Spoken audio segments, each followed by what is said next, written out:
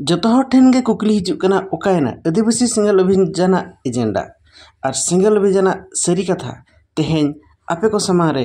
hedge सदर कना 70 लाख टाका ओकोय को इदी केआ ओकोय को हटिंग केआ नोरना भाइराल ऑडियो आबो ठेन सेटर कना चेदा आदिवासी को चारा तोल कते टाका हताव कते आदिवासी को गुजु हर रेको दहो टकात को नोरना भाइराल ऑडियो आबो ठेन सेटर कना और नोआ ऑडियो भाइराल जतो दिसम हर साव आदिवासी सेंगल अभियान विरोधी को निहाती बड़ा लगती दाला तबे वीडियो बाम बिलम कते ओना ऑडियो के बहान जम लगे और नुको तो तेहन को अलिया सेंगल रे तो नितो तो अटी को लोन ओन प्रोडक्ट को ओना चिट्ठी जन साधारण लगी दो चलाए ना और डीएम को एसपी को जतो को एमत को ना बड़ा हेचो तर करता है केना जरूरी ओना मेनते कि सेंगल नितो ते ओंडे इदो हासा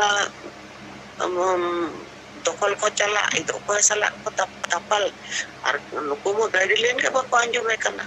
इने खान ओंडे तो और आपको पता अधिकार लिखते तो चल लिखा उनको तो छूट को अंदर है ओना कारण ते नुको चितान कार्रवाई माने नुको अब पार्टी को चौके जोखन पार्टी को चौके इने पोरे दो नुका को बलबलाए ना कि माने और मेन रे आगे बनवा ये दिन फेसबुक और व्हाट्सएप को अड़ा के ये नुई दो नुका उन्हीं दो उनका निने टका जों के नुई दो निने टका जों के माने यूट्यूब में थे अदो मना को हुयु कना नितो हुयु कन गया और नोआ में नो कना अब से कुछ किटी गया प्रमाण में ना कन कोर्ट के जुके पकने फायर पे अदो एफआईआर को तो बांग नुको तो खाली होटन अब सेंगल अभियान बदनाम लगे नुको तो नितो तो कुछ छुटे हुआ कना अकुआ माने जहाँ आक्रोश जहाँ बदला रे भावना ओना ओडोक लगे नुको तो एकदम माने नवा नितो माने आदिवासी को कलकर वो बंचाव का उनका तक को उद्देश्य तो बांग कना सेंगल अभियान सला नितो तो क्लियर है इतना और जो तो यूट्यूबर को जो तो जहाँ लिखा कन के हमको को लगावा कटका कुरिन को यूट्यूबर को मिना को कि नोआ द मोहन हस्ता नुका च नोई द नोआ नुका का उनी दो ना उनका का नोई द ना नुका का ओना रे नुतो तो को लगावा कना और 10 एकड़ जबरदस्ती जे नुको पे होर दुर्गा मुर्मू लोक्षा हस्ता और सरकार मुर्मू नुको को जहाँ माने चेनी मने जोबर आले तो निने दरकार गया निने असल 100 दरकार गया 100 एकड़ जमी दरकार गया ओना जहां आकुआ जीत नवा कारण ते तेन ओंडरेन होड़ को दालो चोयत को और को लगाव चोयत को जहां नितो आबो सेंगल लबे नोडे बायता कना ओना मांग रो नोडे तो ताल तपन ठीक ना रिकॉर्ड में ना और दल दपल को बाको दाड़े अखनता अब ठन माने दो मीटर तो अगू किया इने तायम अब समाधान लगे चलाव ले और उना तायम द बाको मनाव ले उनको दो इच्छा ताहे कना कि सेंगल अभियान ना बैनर ते अब दो निने एकड़ जमी बु दखला तो उना तको बांग पुरो लेनते नितो तो अब सला को निया कना तो निहारे अबुरेन अड्डी लिखन संगठन आदिवासी सेंगल अभियान विरोधी संगठन को मिना को होड़ हो मिना को पार्टी हो मिना को अदो नितो दो इने परे सुपुर दिन रे के डेट दो बन उयरेया दुर्गा मुर्मू लोपसा हंसदा दुखु मुर्मू और ओपय चिली को माजी परगना महल सला को बैठक किया और इने तायम आरो अबुरेन विरोधी संगठन हो को सलाह को बैठक किया इने पोरे नो दल दपल और गुली को तो हुई कना तो नितो मा अब सला तो बनु को उनको सला में ना को उन रे गुली को हुई कना तो नितो द जोबर अब सला अब को बदनाम हो लगे नुआ तो चलू होगा तो अब को जो तो को ठीक ठाक बढ़ाएगा पे और नुआ तो जवाब रे तो बनो नुआ तो अब बदनाम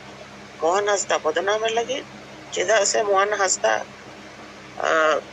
bed rege chalak kana mon handa sain tege chalak kana ona mente nito do uni chitan ra pure ekdom ko attack kana तो कोई बात बनवा गलत में गलत करना ना गलत थोड़ा तो चल करे उन्हें तो अब तो ने ये वो हम लड़े आया अधिकार कि हम सिंगल बनर ते नुकाया में ते उनका अब उद्देश्य दोनों तो बात कर तो आपे को अबो को जहां के नवा को वो नेलेया इन्हें कल सिंगल रेन समर्थक चे सिंगल रेन पदाधिकारी दो अब उन्हें आपे शामिल करते जवाब एम पे तब और जवाब तो इन्हें के एम पे या पेटन प्रमाण में अकन प्रमाण दिखाओ पे नोंडे फेसबुक और व्हाट्सएप सरप रे तो दादागिरी दाल पे दिखाओ प्रमाण में अकन कोई पे और नवा जो उनजो गोली हुई कना जखन आपे ओंडर लीडर को मोहल सला को गते है ना और जुमी रक्षा समल सला को गते है ना उनजो गोली हुई कना अब जो तो बंग गोली हुई कना तो ओना में नुको आरोप एकदम निराधार कना बेकार कना ओना के आपे जानकारी लगे जतो हड़ को बड़ाई जो लेकिन नवा रे तो नवा घटना रे तो अब कोनो हाथ बन और नवा तो उनको लिखा दो मेन गनोआ या को जहां गलत उद्देश्य तहा कना कि अले अब नवा सेगेल अभियान मार्फत उन्हें जुमी बुतकोला उन्हें फेल अंते तको नितो तो दुश्मन सला लड़ाई बांग कते अबो सला को लड़ाई करना अबो को बदनाम होना और उनको होड़ को दाल चोआ करना ओना तो नुकु कारण तेगे उजे करनो को पे होड़ करना लोको दाल को मा उनको पट्टा को जमी रे अधिकार को नाम खान अडी बेसो को अडी जायगा में नोकन घटना को हुई चिको करना आरो तिने घटना हुईबा अब सेंगल से कोई नुआ के चेष्टा है कि उनको जेमन सुरक्षित को तहन मा नुआ के कना उद्देश्य उना उद्देश्य कारण तेगे नुको तो भेजा लेतवा लेकिन उन्हें 4 तारीख के मीटिंग रे तो नुआ हुई ने कि बा अले तो 100 एकड़ जमी माने 100 एकड़ के दरकार माने ओना को दार को तो वाले रे बटुले तो नो को लोग साथे को आरोप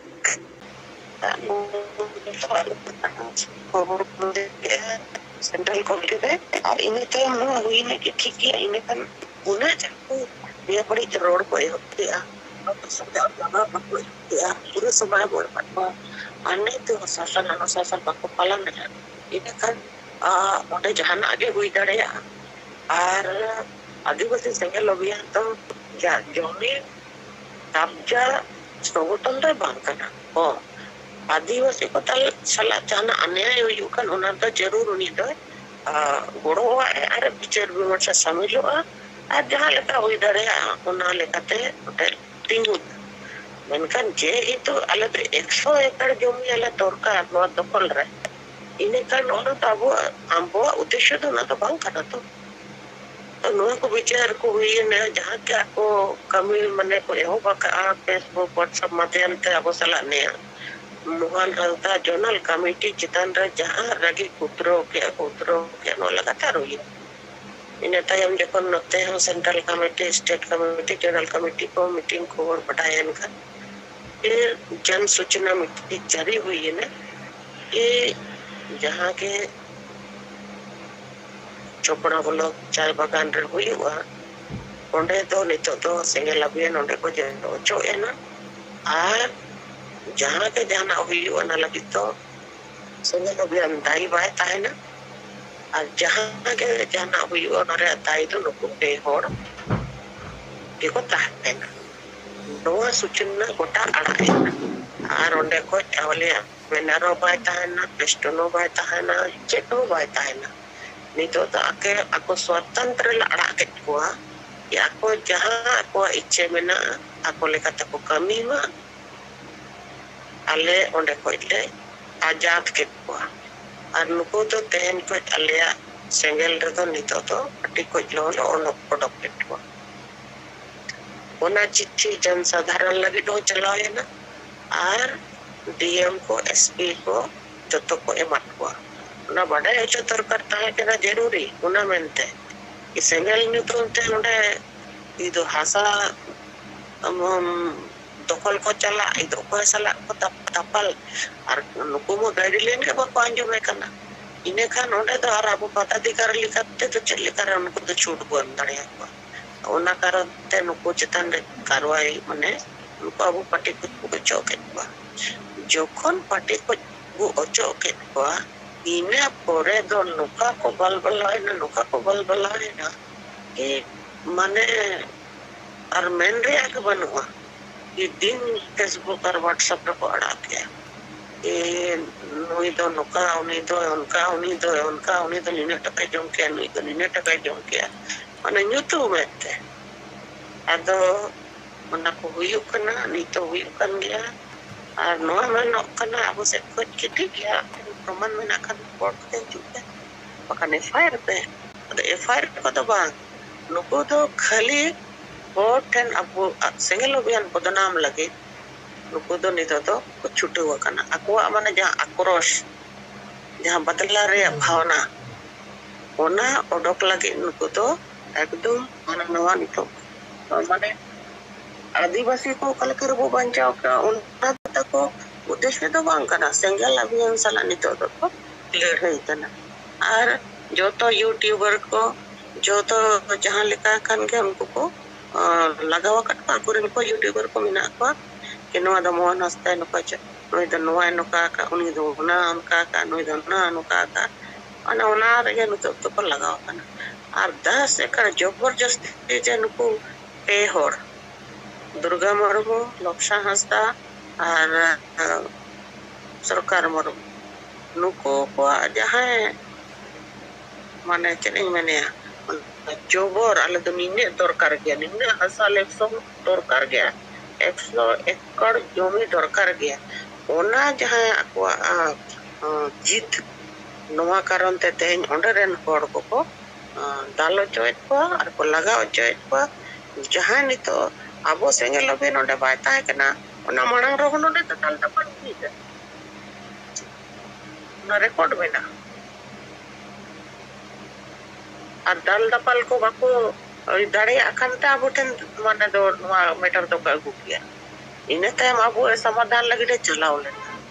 और उना टाइम द बाको मनाओ ले उनको तो इच्छा ताहे कना के सेंगल अभियान ना बैनर ते अब दो निने एकड़ जमी बु दखला तो उना तको बांग पुरो लेनते नितो तो अबु सला को निया कना तो निहारे अबुरेन अड्डी लिखन संगठन आदिवासी सेंगल अभियान विरोधी संगठन को मिना को होड़ हो मिना को पार्टी हो मिना को अदो नितो दो इने परे सुपुर दिन रे के डेट दो बन उयरेया दुर्गा मुर्मू लपसा हंसदा दुकु मुर्मू और उपाय चिली को माजी परगना मोहल सला को बैठक किया और इने टाइम आरो अबुरेन विरोधी संगठन हो को सलाह को बैठक किया इने पोरे नो दल दपल और गुली को तो हुई कना तो नितो मा अबु सला तो बनु को उनको सला मेना को उनरे गुली को हुई कना तो नितो द जोगर अबु सला अबु को बदनाम हो लगे नुआ तो चलू होगा तो अबु को जो तो को पे ठीक ठाक बढ़ाएगा पे और नुआ तो जवाब या तो बनो नुआ तो अबु बदनाम मोहन हस्ता बदनाम लगे चेदा से मोहन हस्ता पेड़ रे चला कना मोहन हडा साइन ते चला कना ओना मेनते नितो दो उनी चितन रा पूरे एकदम को अटैक कना तो कोई बात बनुआ गलत मा गलत कना ना गलत थोड़ा तो चल करे उनी तो अब तो ने जीव एम दाड़े अधिकार कि हम सिंगल बैनर ते नुकाया में ते उनका अब उद्देश्य दोनों तो बात कर तो आपे को अबो को जहां के नवा को नेलेया इने kan सिंगल रेन समर्थक जे सिंगल रेन पदाधिकारी दो अब उनरे आपे शामिल करते जवाब एम पे तब और जवाब तो इने के एम पे कि आपे टन प्रमाण में अकन प्रमाण दिखाओ पे नोंडे फेसबुक और व्हाट्सएप सरप रे तो दादागिरी दल पे दिखाओ प्रमाण में अकन कोई पे और नवा दो उनजो बोली हुई कना जखन आपे ओंडरे लीडर को मोहल सला को गते है ना और जुमी रक्षा सला को गते है ना उनजो गोली हुई कना अब जो तो बंग गोली हुई कना तो ओना मेंटे नुकु आरोप एकदम निराधार कना बेकार कना ओना के आपे जानकारी लगे जतो हड़ को बडाई जो किछु गन हड़ तो बापे बडाई है तो उनको तो बड़ी चूक चला कना तो हमारे डिस्टर्ब हो रहे बनो घबरा रहे बनो मेनकन अड़ी बड़ी कमी खोज अबो बो साइड है ना तो अड़ी बेस अबो को कराव के तो ठीक है